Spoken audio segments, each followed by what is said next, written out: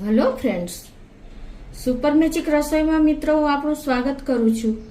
આજે હું આખા કાંદાનું એટલે કે આખી ડુંગળીનું શાક એકદમ ધાબા સ્ટાઇલની રેસીપી તમારી સાથે શેર કરું છું અને 10 જ મિનિટમાં બની જાય છે. મિત્રો ચોક્કસ તમે ટ્રાય કરજો. તમને ગમે તો લાઈક કરજો, શેર કરજો અને મિત્રો સબસ્ક્રાઈબ કરવાનું તો ભૂલતા જ નહીં. તો હવે આખા કાંદાના ઇન્ગ્રેડિયન્ટ તમને બતાવી દઉં. એમાં જો મેં 10 થી 12 પીસ આપણે નાની મીડિયમ એકદમ નાની કાંદા લીધા છે. જો તમારી પાસે મોટા હોય તો તમારે 2 પીસ કરી લેવાના. એને મેં એકદમ ધોઈને સમારીને તૈયાર રાખ્યા છે. અને આપણે એક મોટા ટમેટાની મેં ગ્રેવી કરી લીધી છે, એટલે કે પ્યુરી કરી લીધી છે. 7 થી 8 કળી લસણ, 2 લીલા મરચા અને 1 ઇંચ આદુના ટુકડાની મેં પેસ્ટ કરી લીધી છે. 1 ટેબલ સ્પૂન જેવું બેસન છે, થોડી એવી 1-2 ટેબલ સ્પૂન જેવી ધાણા ભાજી છે અને 2 થી 3 ટેબલ સ્પૂન જેવું દહીં છે, મીઠું છે, તેલ છે. રૂટીન મસાલામાં લાલ મરચું, ધાણા જીરું, હળદર, હિંગ અને રાઈ અને આખું જીરું એટલા ઇન્ગ્રેડિયન્ટ લેશું. તો બનાવવાનું ચાલુ કરીએ. તો હવે આપણે શાક બનાવવા માટે પહેલા આપણે ગેસ ઓન કરીને એને એક પેનમાં આપણે 2 થી 3 ટેબલ સ્પૂન જેવું તેલ મૂકી દેશું અને આ તેલને ગરમ થવા દેશું. આપણું તેલ પણ મીડિયમ ગેસ ફ્લેમ છે, તો એમાં આપણે આ કાંદાને થોડા એવા હલકા એવા સાંત તળવાના છે. તો આ રીતે આપણે 1 થી 2 મિનિટ સેજ એવા સોતે કરી લેશું. તો 2 થી 3 મિનિટ થઈ છે મીડિયમ ફ્લેમ ઉપર અને આપણા કાંદા પણ જો એકદમ સરસ જોઈ એવા કૂક થઈ ગયા છે. તમારી પાસે જો મોટા કાંદા હોય ને તો તમારે એના 2 પીસ કરી લેવાના અને આવા નાની સાઈઝના કાંદા હોય તો આ રીતે જ તમારે એને તેલમાં કૂક કરી લેવાના છે. તો હવે એને એક પ્લેટમાં લઈ લેશું. તો હવે જો આપણે આ તેલ થોડુંક વધારે છે તો 1 ટેબલ સ્પૂન જેવું આપણે લઈ લેશું અને હવે આમાં આપણે મસાલા કરશું.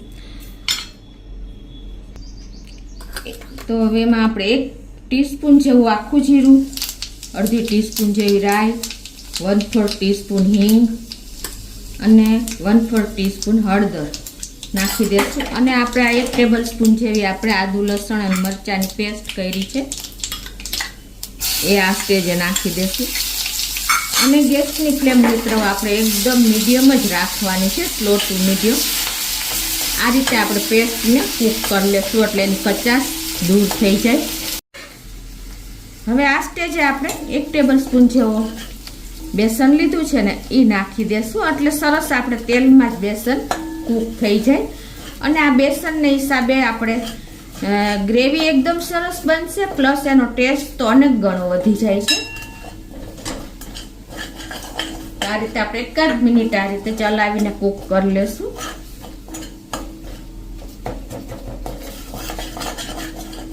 હવે આપણે આમાં 1 ટીસ્પૂન જેવું કાશ્મીરી લાલ મરચું નાખશું, કેમ કે જો આપણે કાંદાનો ટેસ્ટ થોડોક આપણે માઇલ્ડ તીખો હોય એટલે હંમેશા કાશ્મીરી મરચું જ વાપરવાનું. જો તમને અનુકૂળ હોય તો તમે રૂટીન મરચું પણ વાપરી શકો છો. અને હવે જો આપણે આ જે ટમેટાની ગ્રેવી કરી છે ને 1 મોટા ટમેટાની એ નાખી દેશું.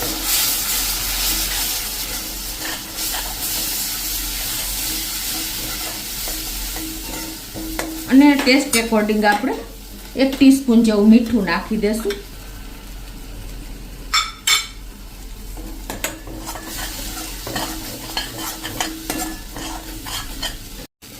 હવે આને ઢાંકીને 1 થી 2 મિનિટ કૂક થવા દેશું એટલે આપણે ટમેટાની ગ્રેવી એકદમ સરસ કૂક થઈ જશે. તો જો આપણે 2 થી 3 મિનિટ થઈ છે સ્લો ફ્લેમ ઉપર અને આપણે તેલ પણ જો ગ્રેવીમાં છૂટું પડી ગયું છે. ટમેટા એટલે કૂક જ થઈ ગયા હોય. મિત્રો કોઈ પણ શાક તમે આ રેસીપી આ રીતેથી બનાવી શકો છો, આ મેથડથી. તો તમારા ધાબા સ્ટાઇલ જ શાક થશે અને લોકો તમે ઘરના મેમ્બર હોશે ખાશે. રૂટીન શાક તમે જો આ મેથડથી બનાવશો ને તો ક્યારેય કોઈ એમ નહીં કે આજે શાક નથી ભાવતું. તો હવે આમાં આપણે 2 થી 3 ટેબલ સ્પૂન જેવું મેં દહીં લીધું છે એ નાખી દેશું. મેં તમને મારા એક શાકની રેસીપીમાં મેં તમને ટિપ્સ જણાવી જ છે કે તમે જો બેસન અને દહીંનો ઉપયોગ શાકમાં કરશો ને તો તમારું શાક ધાબા સ્ટાઇલ જ બનશે અને ગમે એ શાક જે લોકો ખાતા નહીં હોય ને એ ખાતા થઈ જશે. ખાસ તમે આ નોટ કરજો, આ મેથડ અપનાવજો. તો હવે એને આપણે દહીં નાખ્યા પછી પણ થોડીક વાર આપણે કૂક કરશું અને 1 થી 2 ટેબલ સ્પૂન જેવું થોડુંક પાણી પણ નાખી દેશું એટલે સરસ આપણી આ ગ્રેવી કૂક થઈ જાય.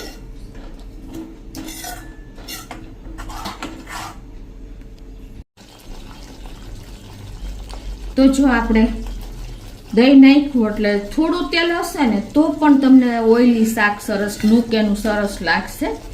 એટલે દહીંનો આ પણ બેનિફિટ છે, પ્લસ શાકનો ટેસ્ટ પણ વધી જાય છે અને ઘણા બેનિફિટ છે આપણે દહીંના. દહીં તો હંમેશા આપણે રૂટીન ઘરમાં હોય જ છે. એટલે હવે આ સ્ટેજે આપણે શું કરવાનું છે કે આપણે ટમેટા અને દહીં બંનેનો ઉપયોગ કર્યો છે. તો તમારા ટેસ્ટ એકોર્ડિંગ તમે વધઘટ કરી શકો છો. અત્યારે હું 1 ટીસ્પૂન જેવી ખાંડ નાખી દઉં છું અને 1 ટીસ્પૂન જેવું આપણે ધાણા જીરું નાખી દેશું. અને મિત્રો આ શાકની ગ્રેવીને આપણે રીચ લુક આપવા માટે અત્યારે હું ઘરની જ મલાઈ છે ને એ 1 ટેબલ સ્પૂન જેવી નાખું છું. એટલે એકદમ સરસ, કેમ કે આપણે કાંદા થોડાક તીખા હોય છે, પ્લસ લસણ આદુ મરચાંનો ઉપયોગ કર્યો હોય ને એટલે એ પણ એની તીખાશ હોય છે. તો જો તમે 1 ટેબલ સ્પૂન જેવી ઘરની મલાઈ નાખશો ને તો તમારું શાક એકદમ રીચ લાગશે, પંજાબી જેવું જ થઈ જશે એકદમ. તમે બહાર લેવા જાશો તો એકદમ કોસ્ટલી પડે છે, પણ જો તમે આ રીતે ઘરે ઇઝીલી ઘરના અવેલેબલ ઇન્ગ્રેડિયન્ટમાંથી જ બનાવી શકો છો. જો મિત્રો એકદમ આપણી ગ્રેવી રીચ થઈ ગઈ છે.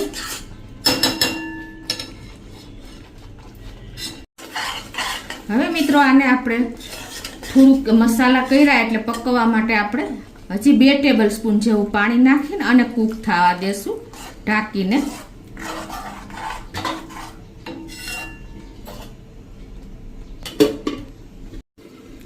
તો 2 થી 3 મિનિટ થઈ છે અને જો આપણી ગ્રેવી એકદમ સરસ કૂક થઈ ગઈ છે. જો એવી જ આપણી કન્સિસ્ટન્સી આવી ગઈ છે અને તેલ પણ છૂટું પડી ગયું છે.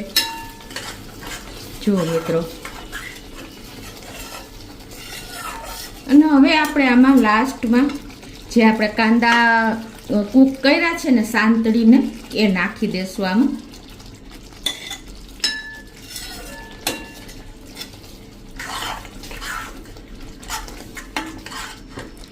અને આપણે જો તમને કેપ્સિકમ નાખવા હોય ને તો આ સ્ટેજે તમે કેપ્સિકમ પણ નાખી શકો છો, પણ અત્યારે હું લીલા 2 મરચાંના મેં પીસ કર્યા છે એ નાખી દઉં છું.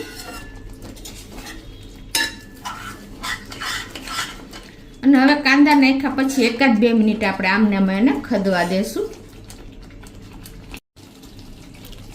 તો 2 થી 3 મિનિટ થઈ છે અને આપણે જો એકદમ સરસ કૂક થઈ ગયું છે જો એવું. તો હવે આ સ્ટેજે લાસ્ટમાં આપણે 1 ટીસ્પૂન જેવો ગરમ મસાલો નાખી દેશું. અને તમારી પાસે કિચન કિંગ મસાલો હોય ને તો એ પણ નાખી શકો છો. અને આપણે 1 ટીસ્પૂન જેવી કસૂરી મેથી પણ આ રીતે હાથેથી મસરી અને નાખી દેશું.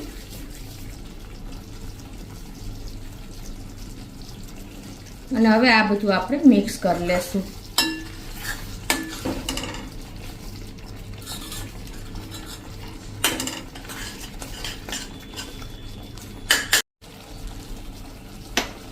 તો જો હવે આપણે એકદમ સરસ થઈ ગયું છે આપણું શાક રેડી. તો ગેસ બંધ કરી દેશું અને હવે આપણે સર્વ પણ કરી લેશું.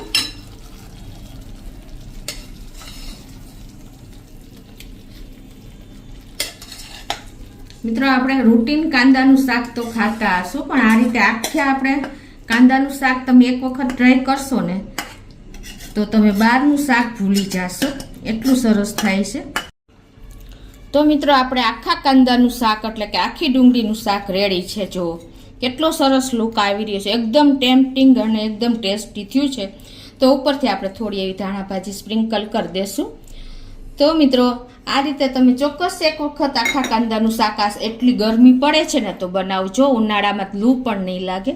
તો તમને ચોક્કસ મારો વિડીયો ગમશે. ગમે તો લાઈક કરજો, શેર કરજો અને સબસ્ક્રાઈબ કરવાનું તો ભૂલતા જ નહીં.